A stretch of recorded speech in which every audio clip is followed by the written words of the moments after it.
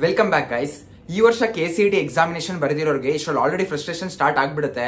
Like ಯಾವಾಗ colleges start ಆಗುತ್ತೋ, ನಾನು ಯಾವಾಗ ನಾನು ಇಂಜಿನಿಯರಿಂಗ್ ಕಾಲೇಜಿಗೆ ಜಾಯ್ನ್ ಆಗ್ತೀನೋ ಅಂತ ಹೇಳಿ ಗೊತ್ತು. ಲೈಕ್ ಅರ್ಥ ಆಗುತ್ತೆ, ಯಾಕಂದ್ರೆ ನಾವು ಲೈಕ್ 3 years ಹಿಂದೆ KCET 2022 ಬರ್ದಿದ್ದಾಗ we were in the same place ಅಲ್ವಾ.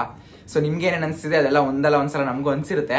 ಸೊ ಅದಕ್ಕೋಸ್ಕರ ಈ ವಿಡಿಯೋಲಿ ಒಂದು ಕ್ಲಾರಿಟಿ ಕೊಡೋಣ ಅಂತ ಬಂದಿದ್ದೀನಿ, ಆಯ್ತಾ. ಸೊ ನಿಮ್ ಕಾಲೇಜಸ್ ಯಾವಾಗ ಸ್ಟಾರ್ಟ್ ಆಗ್ಬೋದು ಅಂತ ಒಂದು ಪ್ರಿಡಿಕ್ಟೆಡ್ ಡೇಟ್ ನಿಮ್ಗೆ ಗೊತ್ತಿತ್ತು ಅಂತಂದ್ರೆ ಅಟ್ಲೀಸ್ಟ್ ಅಲ್ಲಿ give you some amount of satisfaction ಅಂತ ಹೇಳಿ. ಅಂಡ್ ತುಂಬಾ ಜನ ಕೌನ್ಸಿಲಿಂಗ್ ಮುಂಚೆ ಒಂದು ಟೆಂಟೇಟಿವ್ ಕಾಲೇಜ್ ಲಿಸ್ಟ್ ನ ಪ್ರಿಪೇರ್ ಮಾಡ್ಕೋತಿರ್ತೀರಾ, ಅಂದ್ರೆ ನಾನು ಈ ಕಾಲೇಜಸ್ಗೆ ನಾನು ಅಪ್ಲೈ ಮಾಡಬೇಕು ಅಂತ ಹೇಳಿ.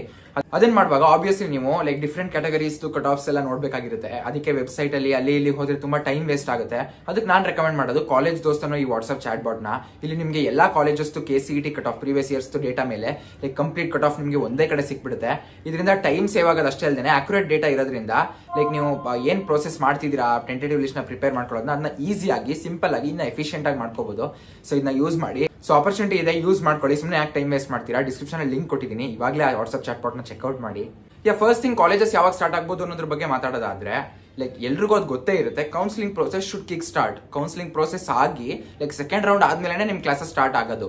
ಸೊ ಹೀಗಿರುವಾಗ ಕೌನ್ಸಿಲಿಂಗ್ ಯಾವಾಗ ಕಂಪ್ಲೀಟ್ ಆಗ್ಬೋದು ಅಥವಾ ಸ್ಟಾರ್ಟ್ ಆಗಿ ಲೈಕ್ ಟೈಮ್ ಲೈನ್ ಏನ್ ಇರ್ಬೋದು ಅಂತ ಯೋಚನೆ ಮಾಡೋದಾದ್ರೆ, ಇವಾಗ ನೀಟ್ ರಿಸಲ್ಟ್ಸ್ ಬಂದಿದೆ. ನೀಟ್ ಸ್ಟೂಡೆಂಟ್ಸ್ ಕೂಡ ಅವ್ರ ಕ್ಯಾಂಡಿಡೇಚರ್ ನ ಸಬ್ಮಿಟ್ ಮಾಡ್ತಾರೆ KEAಗೆ. ಅದಕ್ಕೆ ಕೂಡ ಒಂದಷ್ಟು ಲಿಂಕ್ಸ್ ಬರುತ್ತೆ, ಇನ್ನ ಬಂದಿಲ್ಲ, ಯಾಕೆ ಅಂತ ಗೊತ್ತಿಲ್ಲ. Like it will be coming very soon. So ಅದರಲ್ಲಿ once NEET students are registered for the KEA portal, ಅಲ್ಲಿ your verification slip will be issued. So June end ಅಲ್ಲಿ ನಿಮ್ಗೆ ವೆರಿಫಿಕೇಶನ್ ಸ್ಲಿಪ್ ಬರಬೇಕು.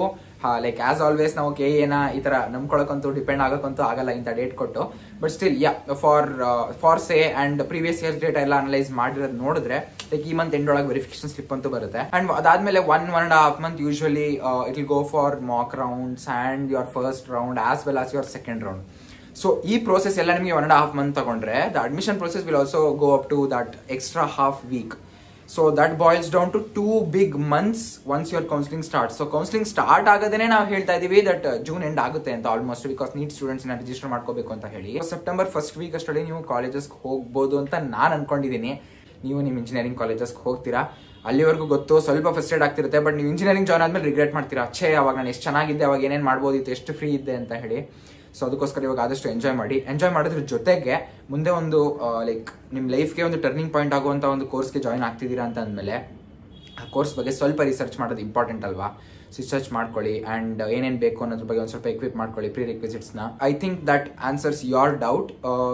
ಇದಿಷ್ಟು ಹೇಳಬೇಕಿತ್ತು ಗೈಸ್. ಸೊ ಕ್ವಿಕ್ಕಾಗಿ ಈ ವಿಡಿಯೋ ಅಪ್ಲೋಡ್ ಮಾಡೋಣ ಅಂತ ಡಿಸೈಡ್ ಮಾಡಿದೆ.